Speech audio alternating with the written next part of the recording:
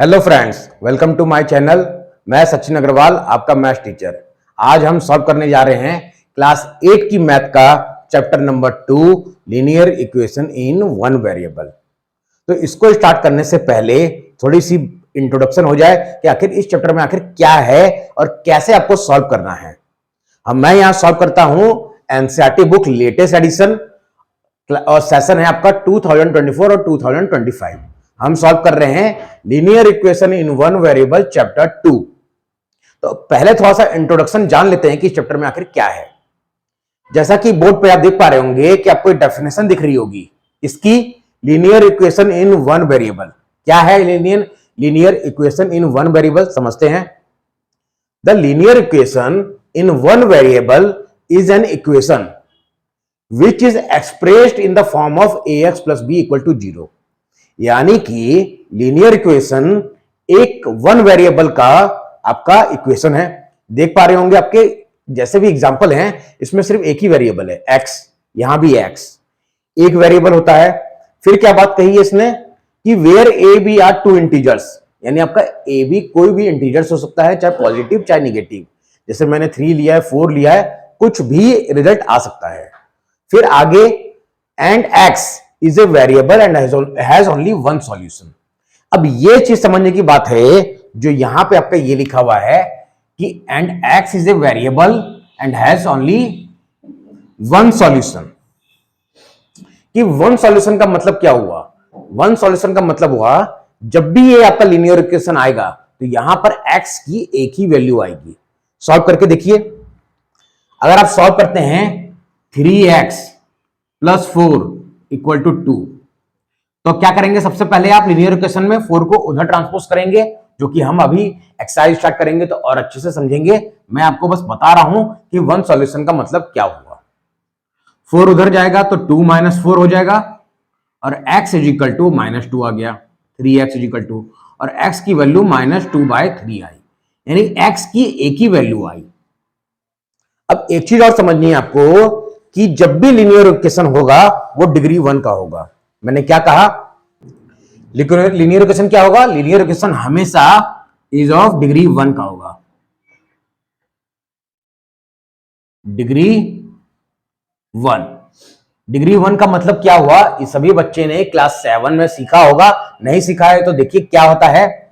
जैसे कि मैंने क्या लिया, इसका जनरल फॉर्मूला, ये जो आपको दिख रहा होगा ax plus b equal to 0, इसको बोलते हैं लीनियर इक्वेशन का जनरल फॉर्म। जहां पे आपको दो साइड वैल्यू दिख रही होगी, एक लेफ्ट हैंड साइड और right hand side. Left hand side क्या है? ax plus b equal to 0, right hand side में 0 दिया हुआ है। तो ax प्लस बी में जो b x की पावर है, वेरिएबल की पावर, वो 1 है, तो हमेशा डिग्री 1 का होता है। और जो क्वाड्रेटिक इक्वेशन जो आप लोग को फर्दर क्लास 9th में पढ़ना है, वो क्या होता है? उसका जनरल फॉर्मूला होता है ax square plus bx plus c equal to 0। ये जो होता है कौन सा इक्वेशन? क्वाड्रेटिक इक्वेशन हमेशा डिग्री 2 का होता है। देखिए यहां पे x की पावर कितनी है? 2, और वेरिएबल यहां भी एक ही है, x ही है सब जगह, वो वेरिएबल भी एक ही है, लेकिन ये डिग्री 2 का इक्वेशन है। और यहां जो x के सॉल्यूशन आएंगे वो 2 आएंगे। यहां से आपको x की 2 वैल्यू मिलेगी। जब भी आपने कभी क्वेश्चन सॉल्व किया होगा या कभी आपका आएगा तो कुछ इस तरह से रिजल्ट आता है, x माइनस 1, x प्लस 2। ये मैं एग्जांपल दे रहा हूं बस। तो x की वैल्यू क्या मिली? 1 और -2, 2 वैल्यू मिली। लेकिन ये अभी हमें नहीं पढ़ना है, हमें पढ़ना है linear equation in one variable. आपको क्लियर हो गया होगा कि linear equation in one variable क्या होता है। कि linear equation in one variable एक इक्वेशन है। अब यहां पे आपको एक चीज और समझनी है, आपने अलजेब्रिक एक्सप्रेशन पढ़ा होगा, और इक्वेशन क्या चीज होती है और एक्सप्रेशन क्या होता है, उसमें डिफरेंस आपको जानना बहुत जरूरी है, जो मैं अभी बताऊंगा। पहले एक बार क्लियर कर लेते हैं एक बार और कि लीनियर इक्वेशन अच्छे से आपको समझ में आना चाहिए क्या है। कि इसका जो जनरल फॉर्म होना चाहिए ax plus b equal to 0, जहां पर आपका a b कोई भी 2 इंटीजर्स होने चाहिए और x वेरिएबल होना चाहिए, 1 वेरिएबल, और उसके आपके एक ही सॉल्यूशन आएगा, यानी x की एक ही वैल्यू आएगी, और ये हमेशा डिग्री 1 का होगा। ये थी लीनियर इक्वेशन की बात। से पहले एक्सरसाइज करने से पहले आपको चैप्टर के बारे में जानना बहुत जरूरी है कि अगर आपका कॉन्सेप्ट क्लियर हो गया ना तो कैसे भी क्वेश्चन आएंगे आप बना लेंगे। तो यहां पे आपको ये जानना जरूरी है कि एक्सप्रेशन और इक्वेशन में क्या डिफरेंस है। हम यहां क्या पढ़ने जा रहे हैं, लीनियर इक्वेशन, लेकिन आपने पढ़ा होगा एल्जेब्रिक एक्सप्रेशन। तो इन दोनों का डिफरेंस जानना बहुत जरूरी है। एक्सप्रेशन क्या होता है, an expression is a number, a variable or a combination of number and variables and operation symbol. यानी जो एक्सप्रेशन होता है वो या तो नंबर हो सकता है, या तो कोई वेरिएबल हो सकता है, या दोनों का कॉम्बिनेशन नंबर और वेरिएबल का विथ ऑपरेशन। अब एग्जांपल से आपको बता रहा हूं कि एक्सप्रेशन आपका कुछ भी हो सकता है, नंबर ये भी आपका एक्सप्रेशन है, फिर कोई वेरिएबल जैसे 2x ये भी आपका एक्सप्रेशन है, और दोनों साथ में है। देखिए क्या है, वेरिएबल भी है और कांस्टेंट भी है, यानी नंबर भी है, या सिर्फ ये भी आपका एक्सप्रेशन है। और अगर हम कोई ऑपरेशन ले लेते हैं, ऑपरेशन का मतलब हुआ arithmetic operation, plus minus divide multiply, तो क्या हो जाएगा 3/2x। अब 3/2 कर दिया तो डिवाइड है, या फिर 2x + 3, और इसी तरह सो ऑन एटसेट्रा। ये आपको समझ में आया होगा कि अब एक्सप्रेशन क्या होता है। एक्सप्रेशन में कभी भी इक्वल साइन नहीं होता है, कभी भी इक्वल टू साइन नहीं होता है। इसमें सिर्फ एक एक्सप्रेशन बता दिया जाता है कि चाहे तो कोई नंबर हो सकता है, चाहे तो कोई वेरिएबल हो सकता है, और चाहे नंबर और वेरिएबल का कॉम्बिनेशन हो सकता है, या फिर कॉम्बिनेशन के साथ कुछ ऑपरेशन भी यहां पे ऐड हो सकते हैं। अब इक्वेशन से आपको समझ में आ रहा होगा कि डेफिनेशन मैंने क्या लिखी है। An equation is made up of two expression. Equation हमेशा दो एक्सप्रेशन से मिलकर बनती है और जो इक्वल साइन से कनेक्ट होती है, जैसा कि आपने यहां देखा है। इसी तरह आपको रिजल्ट मिलता है 2x + 3 = 4। तो जब तक इक्वल साइन नहीं आएगा और दो वैल्यू नहीं मिलेगी, क्या एक LHS और दूसरा RHS, और विथ इक्वल साइन, तब तक वो इक्वेशन नहीं कहलाएगी। तो हम पढ़ने जा रहे हैं इक्वेशन जिसमें इक्वल साइन आपका दिया रहेगा।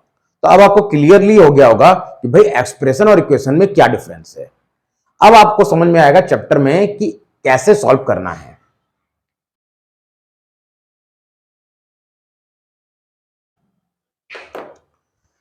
अब हम सॉल्व करते हैं एक्सरसाइज 2.1, जो आपकी एनसीईआरटी बुक का पेज नंबर 17 है। एक्सरसाइज 2.1 का पहला क्वेश्चन क्या है, देखिए clearly, solve the following equation. आपको सॉल्व करना है एंड चेक योर रिजल्ट, और चेक भी करना है। तो जितने भी बच्चे ये वीडियो देख रहे हैं, मैं उनको बोलना चाहूंगा कि क्लास 7 में आपने अगर ये लीनियर इक्वेशन पढ़ा होगा तो आपने दो चीज सीखी होगी। एक तो सब्स्टिट्यूशन मेथड, बैलेंस मेथड और ट्रांसपोजिंग मेथड। लेकिन यहां आपको सिर्फ करना है ट्रांसपोजिंग मेथड। देखिए अगर जिनको नहीं मालूम होगा, मैं क्लियरली पूरा बेसिक से समझाऊंगा, आपको घबराने की जरूरत नहीं होगी। ट्रांसपोजिंग मेथड के जरिए हम क्वेश्चन को सॉल्व करेंगे और फिर चेक भी करेंगे। तो मैं एक लाइन डिवाइड कर देता हूं।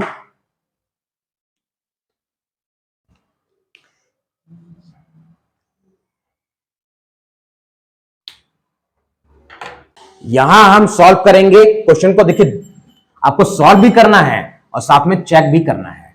तो सॉल्व करते हैं क्वेश्चन को। मैंने क्या कहा कि आपको कौन सा मेथड अप्लाई करना है, ट्रांसपोजिंग मेथड। तो ट्रांसपोजिंग मेथड क्या कहता है कि चाहे तो आपको इक्वल टू के उधर ले जाना है या इधर ले आना है, ऐसा कुछ आपने सीखा होगा। तो मुझे क्वेश्चन 1 में क्लियरली दिखाई दे रहा है कि 3x = 2x है और +18 है, और मुझे निकालनी क्या है, x की वैल्यू। जब भी क्वेश्चन ऐसा रहेगा सॉल्व द फॉलोइंग इक्वेशन, यानी यहां से आपको x की वैल्यू निकालनी है। तो मुझे क्लियरली दिख रहा है कि ये भी वेरिएबल है, ये भी वेरिएबल है, और ये लाइक टर्म भी है। लाइक टर्म भी आपने सीखा होगा कि भाई यहां पे भी x है, यहां भी x है।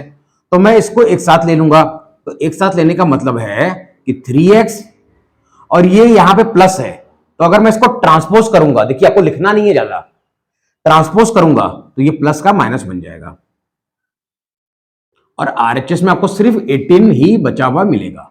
अब आपने जानते होंगे कि 3 - 2 क्या होता है। देखिए बहुत से बच्चे ना ये अलजेब्रा करने में बहुत दिक्कत होती है उनको। तो 3x - 2x, पहले आपको क्या करना है, नंबर को माइनस कर दीजिए। 3 - 2 1, 1 और 1, तो 1x भी लिख सकते हैं आप, = 18। लेकिन जैसे आपने इंटीजर्स पढ़ा होगा तो इंटीजर्स में क्या पढ़ा होगा कि सर इंटीजर्स निगेटिव भी होते हैं और पॉजिटिव नंबर भी होते हैं, लेकिन जब आंसर आता था तो पॉजिटिव नंबर के आगे प्लस साइन नहीं लगाते थे, वो नोन था। वैसे ही वेरिएबल के आगे अगर कोई डिजिट नहीं है तो वो नोन होता है कि 1 ही होगा। जहां से मुझे x की वैल्यू क्या मिली 18। तो ये तो हो गया आपका फर्स्ट पार्ट क्वेश्चन का कि मुझे इसकी x की वैल्यू निकालनी थी। अब मुझे अपने क्वेश्चन को चेक भी करना है।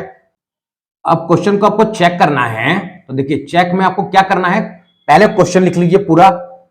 3x equal to 2x plus 18। अब एक साथ आप चेक कर सकते हैं LHS और RHS दोनों, ऐसे ही लिखना है आपको। अब आपको क्या करना है, x की वैल्यू क्या आई 18, तो जहां जहां आपको x दिख रहा है वहां आपको x की वैल्यू 18 पुट कर देनी है।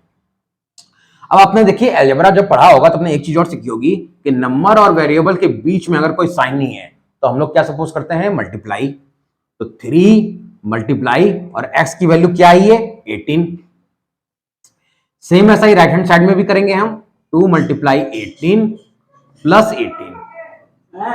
अब 18 3 जा कितना होता है 54 और 18 2 जा 36 प्लस 18।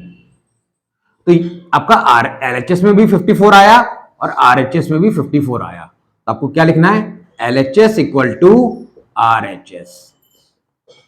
ये था पूरा क्वेश्चन नंबर 1 का सॉल्यूशन कि आपको पहले सॉल्व भी करना है, x की वैल्यू निकालनी है, फिर अपने रिजल्ट को चेक भी करना है। तो इसी तरह आपको सारे क्वेश्चन सॉल्व करने हैं। करते हैं नेक्स्ट क्वेश्चन। देखिए मैंने क्या बताया था, क्वेश्चन नंबर 2 क्या है 5t माइनस 3। अब यहां पे वेरिएबल क्या ले लिया उसने t, और अभी भी ये लीनियर इक्वेशन ही है।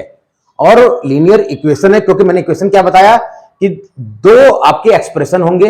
यहां दो एक्सप्रेशन दिख रहा है, एक LHS में एक RHS में, और with equal to sign, equal to के साइन के साथ। तो यहां पे जो वेरिएबल क्या यूज किया है इसने t। अब आपको क्या करना है, जब सॉल्यूशन आप जब करेंगे 5t minus 3 equal to 3t minus 5, जैसा मैंने बताया था कि ट्रांसपोज मेथड हम यहां पे अप्लाई करेंगे। अगर वेरिएबल दिख रहा है तो वेरिएबल को एक तरफ ले आएंगे और जो नंबर है उसको एक तरफ ले जाएंगे। और जब आप ट्रांसपोज करेंगे ना तो साइन अपोजिट करना है, आपको यह ध्यान रखना है। अब यहां पे प्लस साइन है 3t का, तो इधर आएगा तो माइनस 3t बन जाएगा। और राइट हैंड साइड में क्या बचा माइनस 5। अब लेफ्ट हैंड साइड में माइनस 3 है नंबर, उसको उधर ट्रांसपोज करना है।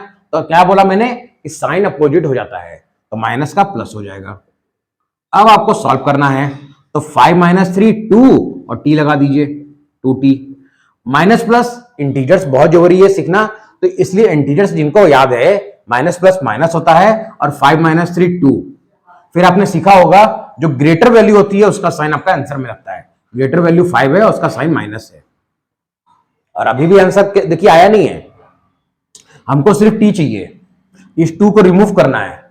अब ये मैंने क्या बताया, 2 और वेरिएबल के बीच में कोई साइन नहीं है तो मल्टीप्लाई मानते हैं। अगर मल्टीप्लाई है इस साइड तो उधर ट्रांसपोज करेंगे तो वो डिवाइड हो जाएगा। तो t इजिकल टू क्या हो गया -2/2, डिवाइड मतलब अपॉन में आ जाएगा। अब यहां से आपको कैंसिल आउट भी करना है, तो 2 1 जा 2 2 1 जा 2, यानी हमें आंसर क्या मिला, t की वैल्यू -1। अब इसी ये वैल्यू हो गई। अब हम चेक भी करते हैं। देखिए चेक मेथड से क्या होगा, आप सही बनाएं कि नहीं आपको प्रूव हो जाएगा। अगर आपका LHS इक्वल टू RHS आ जाता है चेक मेथड से, तो यानी आपने करेक्ट किया है सॉल्व, आपकी t की वैल्यू करेक्ट आई है।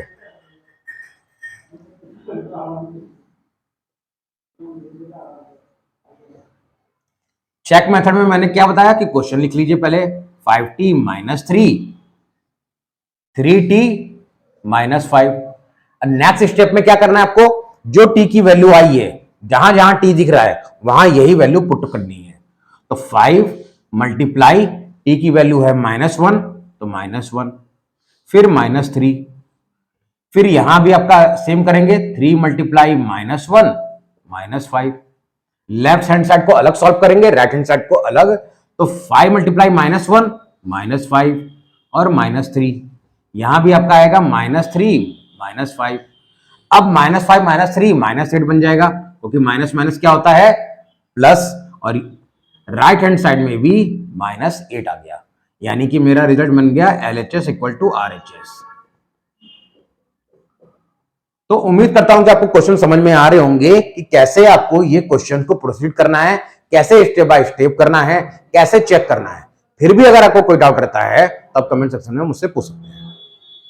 कि जो एक्सरसाइज 2.1 का क्वेश्चन नंबर 3, 4, 5 है वो सेम आपका क्वेश्चन नंबर 1 और 2 की तरह है। तो ये आपका होमवर्क रहेगा कि आपको क्वेश्चन नंबर 3, 4 और 5 मुझे सॉल्व करके कमेंट सेक्शन में बताना है किस किस का रिजल्ट आ गया, किसके किसके आंसर आ गए। और देखिए, मैं सभी अपने व्यूअर से, सभी स्टूडेंट से यही कहना चाहूंगा क्लास 8 के, कि अगर आप मेरे पूरे लेक्चर को, सभी वीडियो को क्लियरली देखते हैं, पूरी बिना स्किप किए देखते हैं, तो आपको 100% सारे चैप्टर बिल्कुल समझ में आ जाएंगे, पूरे बेसिक से समझ में आ जाएंगे, और आपको आप एग्जाम में हाईएस्ट स्कोर भी कर पाएंगे। तो इसलिए आप बिना स्किप करते हुए पूरे वीडियो को वॉच करें। और मैं वीडियो की लेंथ ज्यादा बड़ी नहीं करूंगा, हो सकता है एक्सरसाइज 1 कई पार्ट में मैं निकालूं, ताकि वीडियो की लेंथ ज्यादा बड़ी ना हो जाए, ताकि आपको भी प्रॉब्लम हो। अगर फिर भी हो जाती है तो कोई जरूरी नहीं है कि आप एक ही दिन में पूरी वीडियो देखें, आप 2-3 दिन में भी देख सकते हैं, थोड़ा थोड़ा करके। तो इसीलिए मैं कहूंगा कि आप पूरा वीडियो जरूर देखें। अब 3, 4, 5 आपको होमवर्क मिलेगा। और एक बात और, कि आप अगर मेरे वीडियो को देखते हैं और मैं जो होमवर्क देता हूं उसको करते हैं, प्रैक्टिस करते हैं, तो 100% आपके एग्जाम में ला पाएंगे। तो इसलिए 3, 4, 5 होमवर्क रहेगा।